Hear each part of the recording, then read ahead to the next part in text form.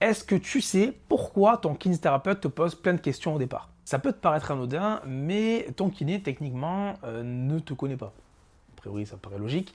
Et du coup, il a besoin de savoir et faire le point avec toi sur, ben, entre guillemets, un peu qui tu es et surtout qu'est-ce qui t'arrive. Parce que en fonction d'une pathologie donnée, il peut y avoir des variables totalement infinies en fait. Donc du coup, ça peut être problématique si je ne prends pas ces infos-là. Il faut savoir déjà que le bilan kinésithérapique est une donnée qui est obligatoire. Clairement, le bilan fait partie de la thérapeutique et c'est surtout en fait une grosse valorisation de notre métier puisque le diagnostic kinésithérapique est pas si récent que ça en fait en termes de progression dans la création du métier. Et donc c'est une grosse plus-value parce que ça nous permet aussi d'avoir un axe décisionnel, un axe de raisonnement et du coup ça pousse derrière à plein d'autres choses. Après attention, c'est pas un bilan médical, c'est pas un diagnostic médical, on n'est pas des médecins, on est des auxiliaires médicaux, on est des paramédicaux, donc le bilan est uniquement kinésithérapique. Ça ne veut pas dire qu'il n'est pas pertinent, ça veut dire qu'il est très spécifique à un champ de compétences. Il faut comprendre que la médecine en gros c'est une grosse sphère et que nous en fait on a une petite part en fait du gâteau parce qu'on est spécialisé dans ce domaine-là. On n'est pas spécialisé dans tout le reste. Le bilan sert à plusieurs choses. Il sert entre autres à créer un climat de confiance entre le thérapeute et le patient.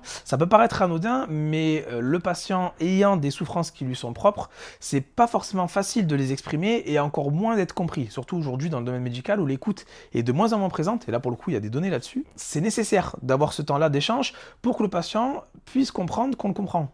Et l'air de rien, ça peut avoir un impact qui est monstrueux sur sa rééducation. Si j'arrive à faire un bon bilan et à comprendre les axes de mon patient, déjà j'ai fait 50% du travail, clairement.